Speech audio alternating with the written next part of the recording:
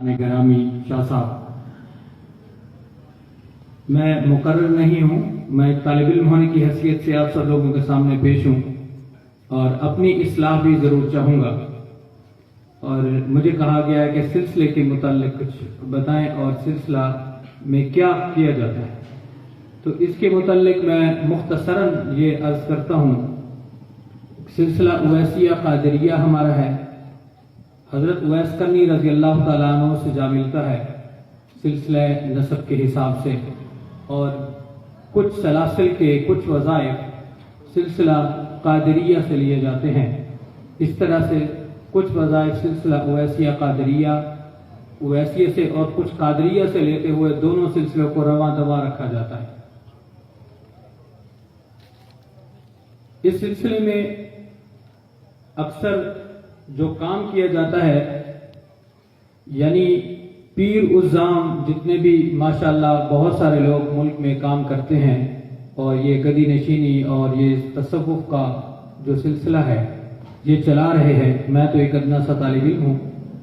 ہمارے شیخ کی طرف سے ہمارے سلسلے میں جو ترتیب بتائی گئی ہے، اس ترتیب کو آپ کے سامنے ذکر کروں گا کہ ہمارے سلسلے میں سب سے پہلے تو درود شریف کو اولین ترجیح دی جاتی ہے کہ رسول اللہ صلی اللہ علیہ وسلم کی ذات گرامی پر درود شریف کی کثرت کی جائے، کیونکہ علماء کے نزدیک ان اللہ و ملائکتہ یصلون علی النبی یا ایھا الذین آمنوا صلوا علیہ وسلموا تسلیما کے تحت ایک مرتبہ روزانہ رسول اکرم صلی اللہ علیہ وآلہ وسلم کی ذات گرامی پر درود شریف کا ہدیہ پیش کرنا فرض ہے، اور بعض کے نزدیک زندگی میں ایک مرتبہ پڑھنا فرض ہے اور کثرت سے پڑھنا سنت ہے۔ لیکن یہ ایک ایسا عمل ہے جو انتہائی معزز و محترم عمل ہے، جس کو اللہ تعالیٰ نے ذکر فرماتے ہوئے اپنی اور اپنے فرشتوں کی مثال دے کر فرمایا ان اللہ و ملائکہ، بے شک اللہ اور اس کے فرشتے یصلون علی النبی، رسول اللہ صلی اللہ علیہ وآلہ وسلم کی ذات گرامی پر درود بھیجتے ہیں۔ یا ایھا الذین آمنوا، اے وہ لوگ جو تم میں سے ایمان والے ہو، یہاں شرط لگائی گئی ہے۔ اللہ تعالیٰ یا ایھا الناس بھی تو کہہ سکتا تھا، جیسے بہت ساری مکی صورتوں میں یا ایھا الناس فرمایا گیا، اے لوگوں۔ یہاں لوگوں کو لوگ کر کے مخاطب نہیں کیا گیا، بلکہ یہاں بڑے پیار سے اللہ تعالیٰ نے فرمایا یا ایھا الذین آمنوا، اے ایمان والا، یعنی درود شریف وہ پڑھتا ہے جس کے اندر ایمان ہوتا ہے۔ اس کو حکم کیا گیا ہے کہ وہ بھی رسول اللہ صلی اللہ علیہ وآلہ وسلم کی ذات گرامی پر درود و سلام کا ہدیہ ضرور پیش کرے۔ اب درود شریف اللہ تعالیٰ نے اس کائنات میں ہمیں بھیجا تو مختلف علماء نے، مختلف لوگوں نے، اللہ تعالیٰ نے خود نے رسول اللہ صلی اللہ علیہ وسلم کی طرف سے احادیث میں مختلف درود شریف موجود ہیں۔ سب درود شریف ٹھیک ہے، کوئی بھی ایسا درود شریف نہیں ہے جو رسول اللہ صلی اللہ علیہ وسلم کی ذات گرامی پر پڑھا جائے اور وہ نہ پہنچے، ایسا کوئی درود شریف نہیں ہے۔ کوئی سا بھی درود شریف پڑھ لیں، رسول اللہ کی ذات پر ضرور پہنچتا ہے۔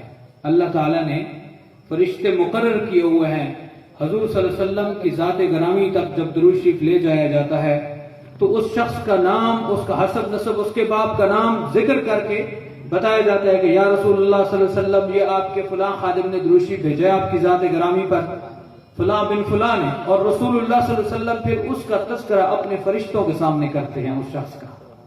ہمارے لیے اعزاز کی بات ہے، اللہ جل شانہ نے ہمیں ایسا تحفہ بخشا جس کے تذکرے سے ہم درود شریف تو رسول اللہ پر پڑھتے ہیں، رسول اللہ صلی اللہ علیہ وسلم کی ذات گرامی پر پڑھتے ہیں، لیکن فائدہ ہم اٹھاتے ہیں۔ درود شریف ان پر جاتا ہے، فائدہ ہمیں ملتا ہے۔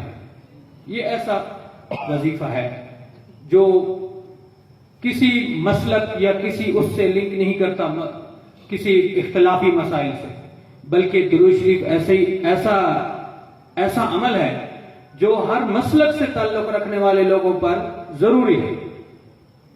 وہ کسی بھی مکتبہ فکر سے تعلق رکھتا ہو، درود شریف ضرور پڑھے۔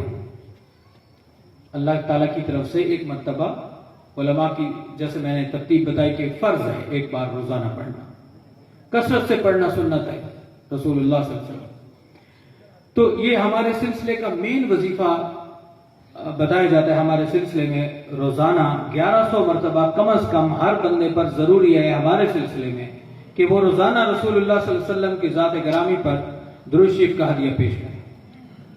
और इसमें तसव्वुफ की उमूर और रुमूज जब सीखे जाते हैं सिलसिले में, तो उसमें किन बातों पर अमल पैरा हुआ जाता है जिसकी वजह से इस तसव्वुफ के उमूर और उसके रुमूज और उसके रूहानियत में इंसान इजाफा करता है, अपनी रूहानियत में इजाफा होता है और उसमें तसव्वुफ में कमाल पाता है, वो अल्लाह ताला ने तज़किरा फरमाया कुरान करीम में, वमा उबर्रिउ नफ्सी इन्नन नफ्स लअम्मारतुम बिस्सू इल्ला मा रहिम रब्बी।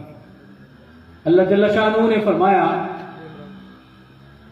कि यूसुफ अलैहिस्सलाम का कौल जिक्र फरमाया सूरह यूसुफ में, वमा उबर्रिउ नफ्सी, मैं अपने नफ्स को बरी करार नहीं देता। यूसुफ अलैहिस्सलाम पर जब जुलेखा ने हमला किया और बदकारी पर उकसाने के लिए जबरदस्ती कोशिश की, तो यूसुफ अलैहिस्सलाम अल्लाह के ऊपर उम्मीद रख के, यकीन रख के अपने उस गुनाह से बचने के लिए जब दौड़े, दरवाजे खुलते गए, बाहर आए तो लोगों ने कहा बड़ा मजबूत है तो वहां पे यूसुफ अलैहिस्सलाम ने ये जिक्र किया जिसको अल्लाह ने कोड किया सूरह यूसुफ में, वमा उबर्रिउ नफ्सी। यूसुफ अलैहिस्सलाम ने फरमाया मैं अपने नफ्स को बरी करार नहीं देता। इन्नन नफ्स लअम्मारतुम बिस्सू, मेरा नफ्स तो बेशक बुराई पर उकसाने वाला था, इल्ला मा रहिम रब्बी, अगर मेरे साथ मेरे रब का रहम शामिल हाल ना होता। यहां ख्वाहिशात के समंदर का नाम अम्मारा रखा गया है। क्या रखा है अल्लाह ने? नफ्स का जिक्र किया अल्लाह ताला ने कुरान पाक में, जो एक ख्वाहिशात का समंदर है जिसका नाम है अम्मारा, जिसको यूसुफ अलैहिस्सलाम ने जिक्र किया, अपने उसमें जबान में बोला कि इन्न नफ्स लअम्मारतुम बिस्सू, कि बेशक मेरा नफ्स से अम्मारा तो बुराई पर उकसाने वाला था, इल्ला मा रहिम रब्बी, अगर मेरे साथ मेरे रब का रहम शामिल है।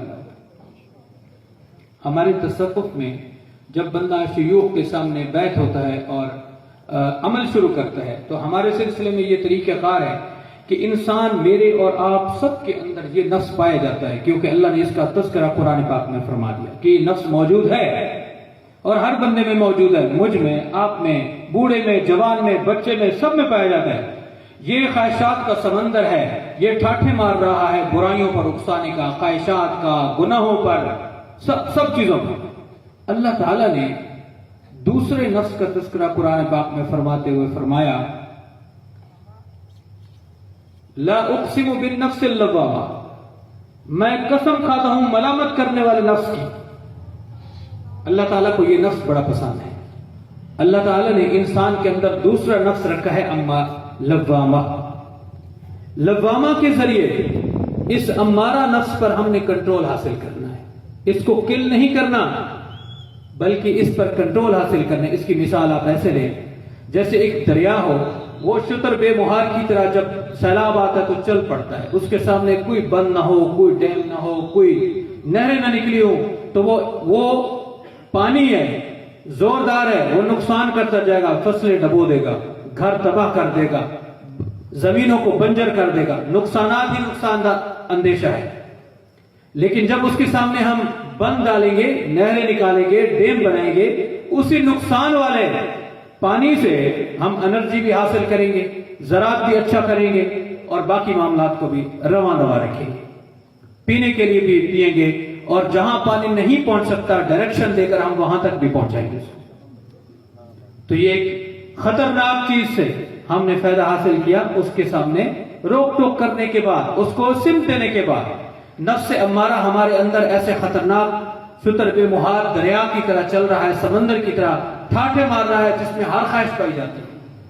हमने उस नफ्स पर कंट्रोल हासिल करना है लव्वामा के जरिए। और लव्वामा क्या है, मुख्तसर करो, लव्वामा क्या है? लव्वामा ये है, मेरे और आपके अंदर एक, जब हम कोई बुराई करते हैं, खुदा न खास्ता बुराई पर जब हम तैयार होते हैं, तो हमारे अंदर एक छोटी सी आवाज आती है कि ये काम बुरा है, जिसको हम अपनी जबान में जमीर कहते हैं। जमीर को अरबी में लव्वामा कहा जाता है, मलामत करने वाला। روک ٹوک کرنے والا.